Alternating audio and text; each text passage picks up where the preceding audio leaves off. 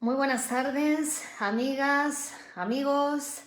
Os habla desde Madrid, España, Virginia Valdominos, psicóloga y psicoanalista del Grupo Cero. Bienvenidos a nuestro espacio de psicoanálisis y salud mental, un espacio donde respondemos a las preguntas, a las inquietudes, a las solicitudes de nuestros seguidores y tratando de dar una información psicoanalítica para poder diferenciar, para poder discriminar, para poder acercarnos de una manera científica a las cuestiones que os ocupan. Eliminar prejuicios y poder construir o ayudaros a construir vuestra propia salud mental. Bienvenidos un lunes más, por tanto, a este espacio. El tema de hoy, el tema sobre el que vamos a tratar son los trastornos de alimentación en concreto y vamos a hablar de la anorexia, a petición de uno de nuestros seguidores. Muchas gracias por estar aquí y vamos entonces a tratar esta temática. Y ustedes, por supuesto, pueden hacer preguntas, pueden conversar, así como plantear temas para las próximas emisiones en directo. Muy buenas tardes. Bien, pues entonces vamos a hablar de la anorexia y esto de alguna manera entronca con el tema que estuvimos tratando la semana pasada, donde hablábamos de las adicciones, hablábamos del alcoholismo y el tabaquismo. Entonces ya empezamos a hablar de la cuestión oral, del goce oral, de la pulsión oral. Hemos dicho en varias ocasiones e insistimos una vez más porque es muy importante entender esto, que los sujetos humanos somos pulsionales, que nuestro cuerpo es pulsional. ¿Qué quiere decir esto? Quiere decir que nosotros nos movilizan, hay una serie de energías, hay dos fuerzas psíquicas que son pulsionales, que son pulsiones. ¿Qué quiere decir? Que nuestros instintos por ser humanos están tocados por la palabra, están tocados por el hecho de ser hablantes. Por lo tanto, no somos instintuales como los animales, sino que somos pulsionales. La pulsión va a ser ese concepto límite entre lo biológico y lo anímico, entre el cuerpo y la mente, es ese concepto que permite unirlo porque en nosotros lo que es puramente biológico está tocado por el lenguaje, está tocado por la palabra. El hecho de ser hablantes desvía todo. Y también la pulsión. Y como no, la pulsión oral. Pulsión oral se refiere, por tanto, a ese goce que tenemos o que se produce en la zona oral, en la zona labial, la zona dental, la lengua, la laringe, la faringe, el estómago, llegar incluso hasta el intestino y después la salida intestinal, aunque ya ahí estamos hablando más bien del goce anal. No podemos separarnos de nuestro cuerpo, no podemos. ¿Por qué? Porque somos mortales. Y como somos mortales, también debemos dar una atención a ese cuerpo, ¿no? Porque forma parte, es el escenario donde se va a desarrollar nuestros procesos psíquicos, donde se van a jugar nuestros procesos psíquicos, en nuestra biología. Pero todo está tocado por lo psíquico. Todo está sobredeterminado por lo psíquico, también lo que nos pasa a nivel biológico. Y no digo esto porque la anorexia sea una cosa biológica, la anorexia es una enfermedad psíquica, ¿no? Pero que se juega en una necesidad biológica tan importante como es la alimentación. Alimentarse es necesario, si no nos alimentamos, morimos. O sea, es una función básica, es una necesidad biológica del cuerpo, ¿no? Lo que pasa es que el deseo, que también es el motor de la vida realmente, el deseo, se monta para construirse en una necesidad. Los deseos se montan en necesidades y a partir de ahí se producen, ¿no? Por ejemplo, todo lo que tiene que ver con la oralidad está montado ahí en esa necesidad del sujeto de alimentarse, de hablar, de comunicarse con los otros. ¿vale? Pero claro, ya cuando la función básica de alimentarse por necesidad, por sobrevivir, está trastocada en un sujeto, quiere decir que ya ha intervenido la palabra, ya está desviada esa función que debería ser una función fundamental, que no tendría por qué haber ningún problema. No vemos animales anoréxicos, a no ser que sea por efecto del psiquismo del dueño, que eso sí que puede pasar, que el psiquismo del dueño afecte a los animales, igual que afecta a los hijos muy pequeños que todavía no tienen desarrollado su psiquismo. Pero los trastornos de alimentación se dan en los sujetos, en los seres humanos, ¿no? En los hombres, mujeres, hablantes. Entonces, no es tanto una relación con la comida la que está afectada, con el objeto, como decíamos en las adicciones, no es tanto el alcohol o el tabaco lo que produzca la adicción, sino que es algo del sujeto, es una tendencia adictiva en el sujeto. Bueno, pues aquí también se trata de es la relación de sujeto con el alimentarse, con la ingestión de alimentos, lo que está más bien en juego que la relación con el alimento, ¿no? Después hay determinadas alergias a ciertos alimentos, hay también dificultad para comer, fobias a ciertos alimentos, ¿no? Pero la anorexia tiene más que ver con el comer, con el ingerir alimentos, ¿vale? Entonces, la pulsión oral va a ser fundamental y va a estar en juego en esta problemática. Cabe también mencionar que podemos diferenciar 3 tipos de anorexias diferentes. Es decir, no todo el mundo que no come o que tiene un problema de anorexia le pasa lo mismo. Por eso es fundamental la escucha analítica, porque pueden ser diferentes posiciones psíquicas las que están produciendo una sintomatología o una enfermedad anoréxica. Vamos a hablar un poquito de estas 3 para que ustedes puedan ver cuál es la diferencia. Podemos diferenciar entre lo que sería una anorexia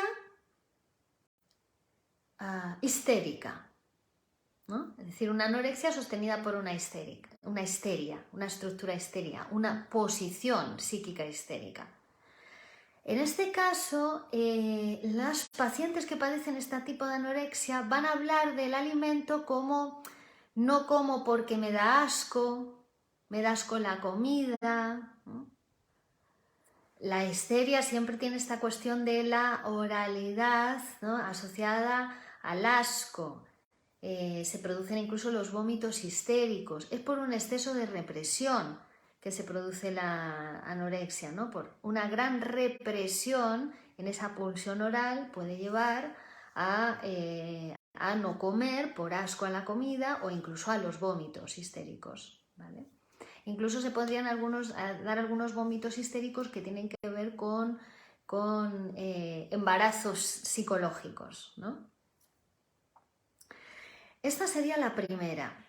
Otra forma de anorexia sería la anorexia psicótica, ¿no? En este caso de pacientes lo que se produce más bien es un miedo a ser envenenados, un miedo a ser agredidos por los otros, ¿no? Entonces no comen, dicen así en sus frases, porque tienen miedo a ser envenenados, porque tienen miedo a que el alimento esté en mal estado y que les haga daño, ¿no? Entonces vamos a poder diferenciar también por la escucha si se trata de una anorexia de carácter psicótico. Es otro tipo de posición, es otro tipo de estructura psíquica que en el psicoanálisis se irá desanudando, se irá transformando el paciente, ¿no? Y la tercera forma de anorexia sería la anorexia depresiva o anorexia melancólica. En este caso los pacientes no comen, pero como no hacen también otro tipo de funciones psíquicas que son necesarias, digamos por desgana, porque no hace nada, porque no tiene deseo de hacer nada, ¿no? El melancólico ha dejado de comer, pero ha dejado de salir con los amigos, ha dejado de ir al gimnasio, ha dejado de trabajar, ¿no? Entonces, las frases van a apuntar a esa apatía, a esa desgana propia del melancólico. Entonces, son 3 tipos de anorexia nerviosa, pero la cuestión, entonces decíamos, no tiene tanto que ver con el alimento, sino con el comer, con la función de comer. Porque la pulsión no puede parar, la pulsión está siempre, está presente, la pulsión no se puede detener, ¿no? En todo caso, el movimiento pulsional puede estar afectado. Porque el caso del anoréxico, la cuestión está, no deja de comer, sigue comiendo, pero come nada. Se pasa el día comiendo nada el anoréxico. Ahí está la cuestión. La función, la pulsión está activa, la función está presente, pero probablemente, insisto, sea una cuestión del movimiento pulsional, porque el movimiento pulsional que tiene que rodear al objeto, aquí no hay objeto, digamos, es ese vacío, esa nada lo que come, queda el agujero. Que tenga que ver esto porque no pudo hacer la nada verdadera, la nada, la falta en la madre, porque es una cuestión con la madre, porque es una cuestión con ese don de amor alimenticio por parte de la madre, esa madre fálica, esa madre que debe ser castrada, esa madre que el anoréxico no quiere reconocer la falta en ella, quiere seguir, digamos, pegado al seno materno que lo alimentó o que no lo alimentó, porque ese suele ser un reclamo, una queja bastante frecuente en los anoréxicos, no fueron lo suficientemente alimentados por su madre o no les quiso alimentar o no durante el tiempo suficiente. Entonces es desde ese discurso anoréxico, es un discurso anoréxico, esa queja, ¿no?, con respecto al seno materno, pero decimos, no será ese comer nada, no tendrá que ver con no hacer, no querer, no poder hacer la falta de la madre, el agujero en la madre, el vacío, castrar a la madre, que sería eso, ¿no? Porque la castración de la madre tiene que ver, obviamente, con la propia castración, tiene que ver con la aceptación de la mortalidad, tiene que ver con aceptarse proveniente de padre y madre, ¿no? Entonces el anoréxico no, prefiere quedarse pegado a la teta de la madre, ¿no?, y reclamar aquello que la madre no le dio, ¿no?, en ese sentido. Es decir, para no aceptar, ¿no?, la castración de la madre, la falta de la madre, la imperfección de la madre, ¿no?, sigue comiendo nada, sigue comiendo ese agujero permanentemente, su pulsión rodeando esa nada, permanentemente comiéndosela, ¿no? Decíamos que es un don de amor, que la alimentación tiene que ver, está en relación con ese don, ¿no?, del deseo de alimentar que tiene la madre y el deseo de ser alimentado por parte del niño. Pero quiero hacer especial énfasis y especial mención al tiempo psicoanalítico, ¿no?, que no es pensar, no es caer en el pensamiento que mi madre no me dio de comer y entonces yo seré un anoréxico, mi madre no me dio el pecho y entonces yo seré un anoréxico. No es eso. El tiempo en psicoanálisis es un tiempo a precup, es un tiempo de futuro anterior, entonces es desde ahora, desde el discurso del paciente en análisis que se queja, ¿no?, del paciente anoréxico que viene a análisis, que vemos que la mayoría, ¿no?, dicen haber padecido, haber sido rechazados, haber vivido esa dificultad de la madre de alimentarlos como un rechazo por parte de la madre, ¿no? También puede aparecer en el paciente psicótico esa cuestión del miedo a ser devorado, ¿no? Ese tiene que ver también con la identificación, la oralidad.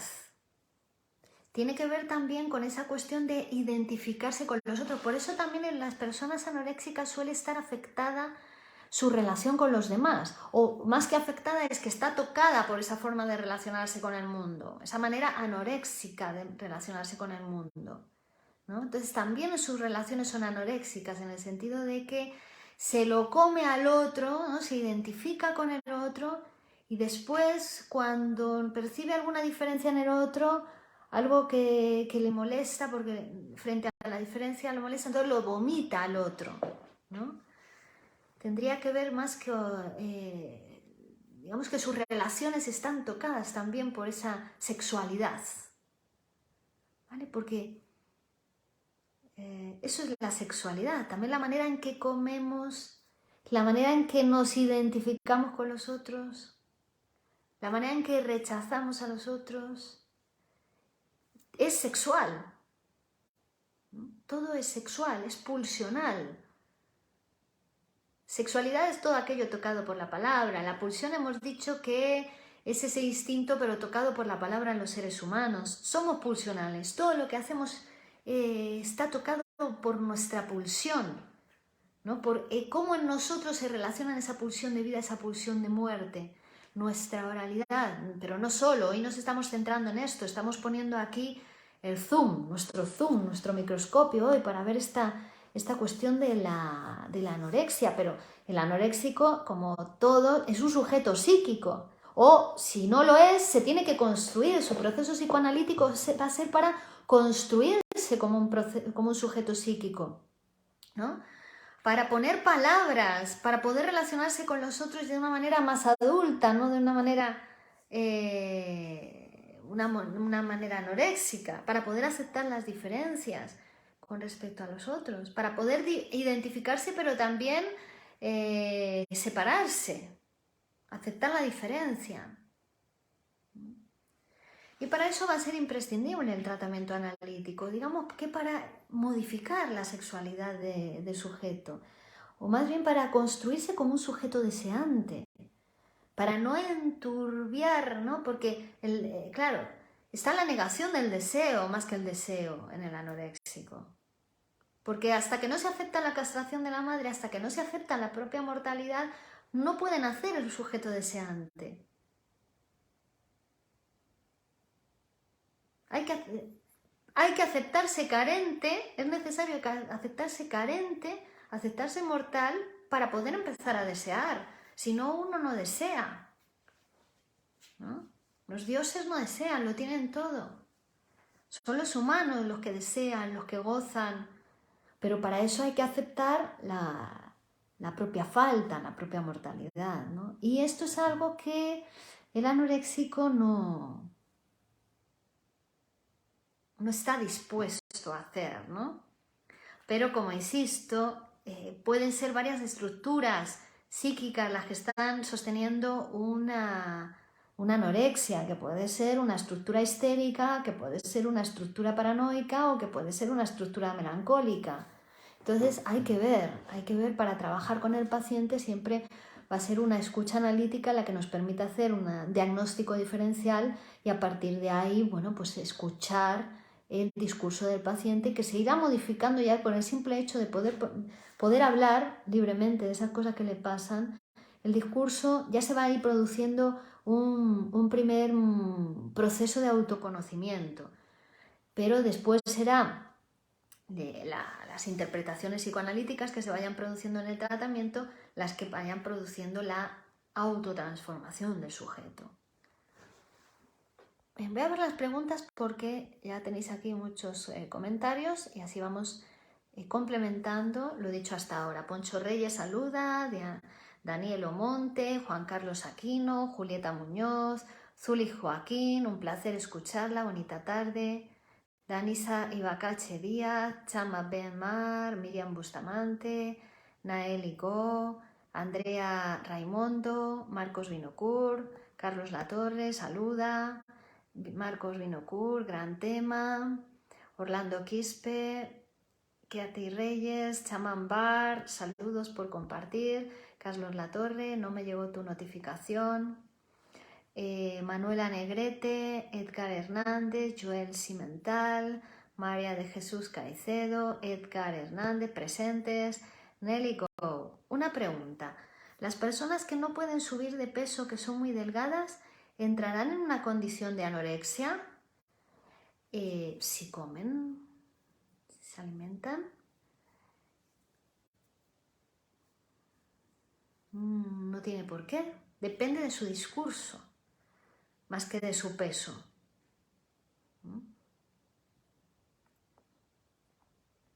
Claro.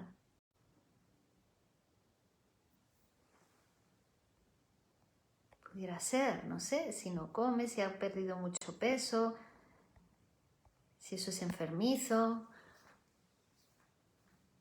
Pero pueden ser otras razones, otros motivos en las que le dificulten coger peso. María de Jesús Caicedo. Virginia, muy buenas tardes. Le envío un saludo especial. Le agradezco mucho el compartir sus conocimientos sobre el psicoanálisis de la autolesión en la adolescencia. Muy bien, pues añadimos este tema a nuestro listado, que ya sabéis que aparece habitualmente en el vídeo. Después de la emisión en directo pondré el listado de los temas para la semana que viene y las sucesivas semanas. ¿De acuerdo? Y en el vídeo de YouTube también estará indicado. Katy Reyes, es decir, que el anoréxico se come a su madre de manera permanente. Come nada. No es que no coma, come nada. Pero en ese comer nada sigue manteniendo esa relación infantil con la madre.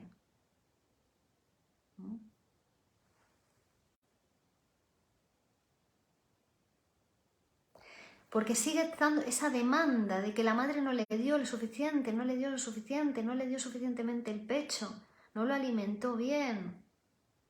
En sus diferentes variantes esa demanda, ¿no? Entonces lo que no ha hecho ha sido separarse de la madre, que es absolutamente necesario para hacerse un sujeto psíquico. Darse cuenta de que la madre no es completa, de que la madre también necesita de otros.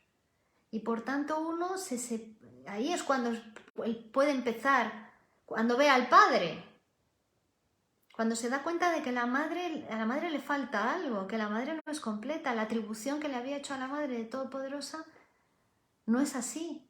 Ahí puede ver al padre. Si no se separa nunca de la madre, sigue siempre en esa demanda amorosa. Lo que come es nada. Ángela Linares, Katy Reyes. Es por eso que suelen estar estructurados con personalidad límite. Bueno, eso de la personalidad límite ya sabéis que es un diagnóstico psiquiátrico en el que, bueno, se recoge pues, otras cuestiones o procesos que son comunes en realidad a todos los seres humanos, pero que en ciertas personas están exagerados, se recogen en forma de una etiqueta. Se le pone una etiqueta a esa persona y después le resulta casi imposible poder quitarse tantas etiquetas y tantas etiquetas psiquiátricas que le ponen, ¿no? Entonces, en el psicoanálisis no se trata tanto de poner etiquetas, sino de comprender que son posiciones psíquicas en las que están en juego mecanismos psíquicos y operaciones psíquicas normales, pero de una manera exagerada, y que en un proceso psicoanalítico uno puede ir transformando su posición psíquica, ¿no? Hasta llegar a poder poner en marcha todos los recursos disponibles en el aparato psíquico y en cantidades que sean normales, dentro de la normalidad, que le permitan a uno responder a las situaciones, poder enfrentarse a cualquier situación con normalidad, poder aceptarla y poder hacer en función de la realidad. Bueno, entonces mejor que poner etiquetas, pero sí podría estar relacionado con eso. Mariel Valsolano, Juan Carlos Aquino, ¿cómo la relación de la madre afecta al narcisismo de la hija? Y a su vez, trastoca los hábitos alimenticios de la misma. Bueno, vamos a ver, el narcisismo es una cosa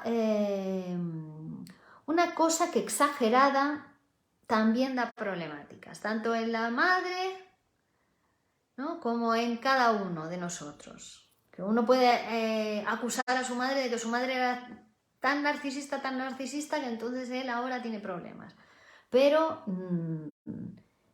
ahora ya hay que mirarse el narcisismo de uno. Entonces el narcisismo siempre exageradamente es problemático porque no te deja ver al otro, porque nada más que te interesa por ti, porque nada más que te amas a ti mismo, ¿no? Y puede llevar a enfermedades graves, como las psiconeurosis narcisistas, como la de la melancolía, donde por no aceptar parte de la realidad, en el caso de las psiconeurosis, ¿no? Forcluye algo de la realidad, entonces se desliga de los objetos de la realidad porque está forcluida y toda la libido se queda en el yo, toda la libido se hace narcisista, y entonces después, como la realidad sigue estando ahí, pero tiene un agujero en la realidad, pues proyecta sus propios deseos narcisistas, sus propios intereses narcisistas en la realidad, y eso es lo que percibe de la realidad como viniendo del exterior, ¿no? Pero hay una cuestión narcisista muy importante. En la melancolía lo mismo, por no aceptar la realidad, por no aceptar haber perdido a ese novio, a esa novia, a ese trabajo, ese familiar, esa idea, esa idea de cómo eran las cosas, por no aceptar haber perdido, pues entonces se come al objeto perdido, se identifica con él y después empieza el ataque interior entre el super yo y el objeto con el que se ha identificado el sujeto, que ha ocupado el lugar del yo, y aparece una guerra que te puede llevar a la muerte, ¿vale? Entonces también hay un gran narcisismo en la melancolía. Bueno, el narcisismo en general, si estamos hablando de una mamá con un bebé o con un niño pequeño, pues claro, el narcisismo de la madre puede dificultar también la entrada del padre. La puede hacer una madre opaca que cree que ha sido ella sola la que ha hecho al hijo. Entonces el hijo es suyo, es una continuación de ella, es su pene, su extensión. Bueno, pues entonces obviamente ese niño no se puede separar de la madre, va a ser el pene de la madre, es el pene de la madre se tiene que psicoanalizar para poder aceptar que es un niño, que no es suyo, que es para el mundo, que ella solo lo ha tenido pero se lo tiene que entregar al mundo, porque el niño se tiene que hacer, que además de ella participó el padre, y que ese niño tiene que hacerse social, tiene que hacerse un sujeto social, tiene que separarse de ella, tiene que ir a la guardería, tiene que ir al colegio, tiene que trabajar, tiene que formar su propia familia, etcétera, etcétera, etcétera. Pero ves, eso ya es aceptar la mortalidad, aceptar que formamos parte de un ciclo, ¿no? De un ciclo de vida, pero que nosotros morimos, pero que nosotros siguen, la reproducción sigue.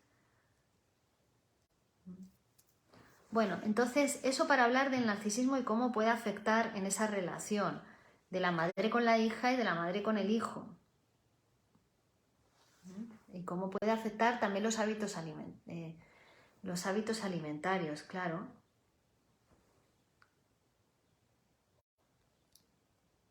Hasta cierta edad podemos decir que el psiquismo de los padres afecta a los niños y los puede trastocar. Que un niño, por ejemplo, de 2 años venga a la consulta porque se le ha diagnosticado una anorexia, bueno, recuerdo un caso clínico, ¿no? Y después realmente era un rechazo por parte de la madre, ¿no?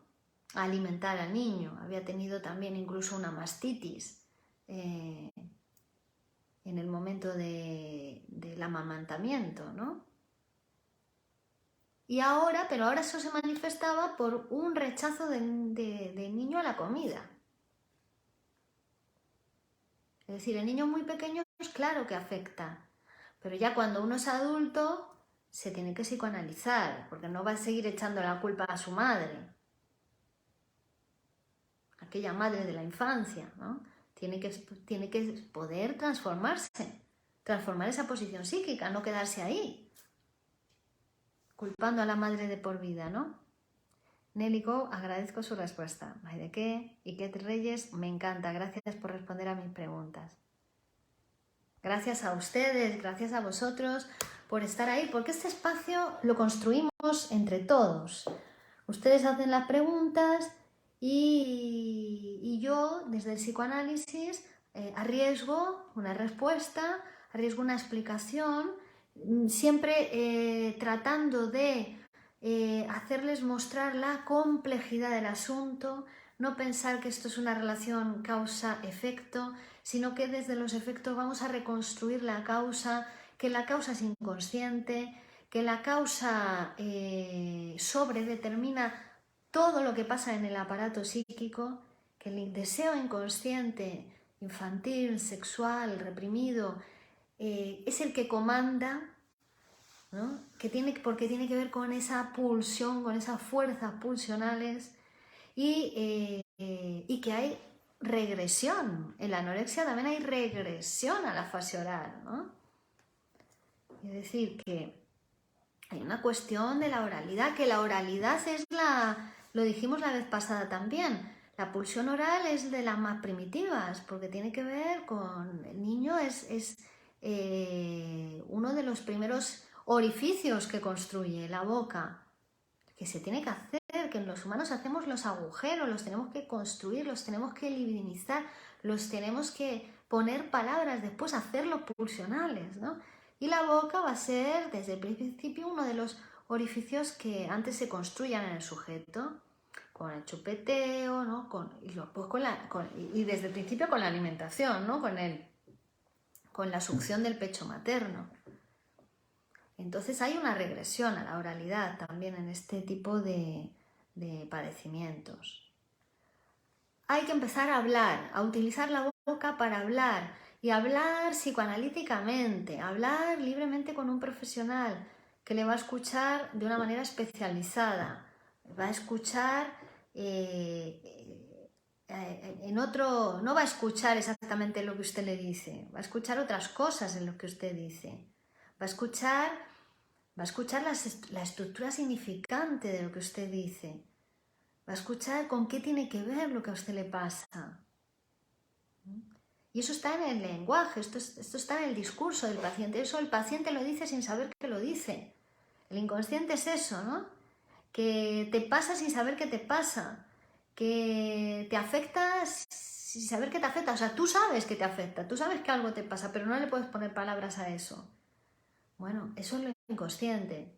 Eso es lo que va a poder, con la escucha psicoanalítica, va a poder producirse en el tratamiento psicoanalítico. Eso que le pasa inconscientemente. Va a acabar teniendo palabras, va a acabar teniendo usted luz sobre eso, dando luz a eso. ¿Para qué? ¿Para qué sirve? Pues para conocerlo ya es empezar a transformarlo. Conocerlo es transformarlo, porque cuando se conoce ya pasa otra cosa. Por eso no nos gusta poner etiquetas en psicoanálisis. No se debe poner etiquetas en psicoanálisis porque en realidad las cosas pasan hasta que dejan de pasar en el análisis, gracias a la construcción psicoanalítica, gracias al trabajo psicoanalítico. No digo que sea sin trabajo, no piensen ustedes que es sin trabajo o que es hablando con una pared o que es hablando con su mamá. No, es con un trabajo analítico. Las cosas pasan hasta que dejan de pasar. Pasan hasta que se produce una reestructuración, una transformación en el aparato psíquico, se produce una transformación en el sistema significante, se produce una transformación y el sujeto se va construyendo como un sujeto deseante. Entonces estas cosas dejan de tener ya, dejan de ser necesarias para el aparato porque empieza a poder resolver esas cuestiones inconscientes de otra manera, por medio del psicoanálisis, por medio de la elaboración psíquica. Se va aceptando cierta realidad, se va aceptando la realidad psíquica, la realidad humana, la realidad real, la realidad material, se va aceptando y uno se va transformando, se va haciendo adulto, humano, en realidad no tanto adulto, sino se va humanizando, su deseo se va humanizando, se va domeñando su pulsión, va teniendo límites. Y todo esto hace o contribuye a que los síntomas desaparezcan. No es nuestro objetivo que los síntomas desaparezcan, nuestro objetivo es trabajar el aparato psíquico, trabajar ese sujeto deseante. Y como consecuencia de eso y de esa humanización del sujeto, esa constitución del sujeto, ese ir donde podría haber ido, pero por no tener los recursos necesarios decidió no ir ahí y regresar a otras fases previas de la constitución psicosexual, Bueno, pues que ahora sí pueda ir a donde le corresponde ir, a donde le conviene ir, ¿no? Que es a su salud psíquica, es seguir el camino de su salud psíquica. Pero eso con un trabajo, decimos, no es arte de magia, no es fantaseándolo, sino es hacer un trabajo, hay que hacer un trabajo de análisis, hay que ir y hablar con el psicoanalista, ¿no? Y así, bueno, pues se va produciendo, los efectos terapéuticos del tratamiento. Las cosas que pasan hasta que dejan de pasar. ¿Qué frase tan...? Ah, claro, es así, ¿no? Te pasan hasta que dejan de pasar y cuando dejaron de pasarte es que ya estabas preparado para otra cosa. Esto en el análisis, digo. Estoy hablando dentro del campo analítico. ¿Y qué fue? ¿Qué fue lo que hizo que te dejase de pasar eso? ¿Qué fue lo que hizo que te modificases? La interpretación. ¿Cuál fue la interpretación? Pues cuando se hace es inconsciente, tanto para el paciente como para el analista, pero cuando se produjo el cambio ya sabemos que hubo interpretación. Algo tocó ese psiquismo inconsciente, algo entró en el aparato psíquico y modificó, abrió una nueva cadena significante, abrió la mente del sujeto. Algo entró en el aparato y abrió la mente. Una frase, una interpretación, ¿no? Y así funciona el psicoanálisis. Por eso yo les invito a que ustedes, si padecen un tipo de trastorno de la alimentación, tipo anorexia o tipo bulimia, tipo obesidad, que también es otro trastorno de la alimentación, que puedan consultar, que se animen a consultar, que se animen a hablar, a comprobar en ustedes mismos los efectos del tratamiento psicoanalítico. Y para eso pues pueden comunicarse conmigo cuando ustedes lo deseen a través de mi página web, donde también pueden encontrar más información sobre este y sobre muchos otros temas, www.virginiabaldominos.com. Encontrarán todos los medios para comunicarse conmigo. Yo estaré encantada de atenderles, tanto presencialmente en Madrid, en Alcalá de Henares, en Camarma de Esteruelas, como online, estén donde estén, en cualquier parte del mundo. Mi escucha puede ponerse a su disposición a través de videoconferencia o videollamada o llamada, estén donde estén, se encuentren donde se encuentren, el psicoanálisis puede ayudarles.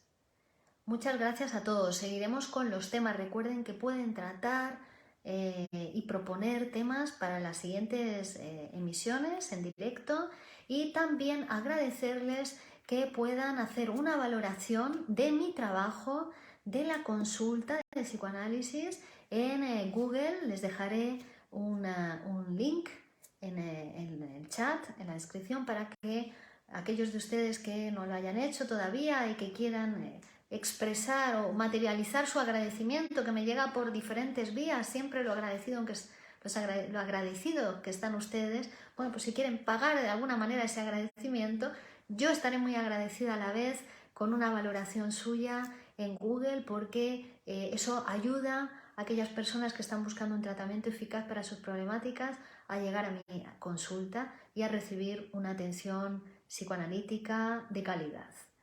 Muchas gracias a todos. Nos vemos el próximo lunes aquí en estas emisiones en directo, donde hablamos de psicoanálisis y salud mental. Hasta la próxima.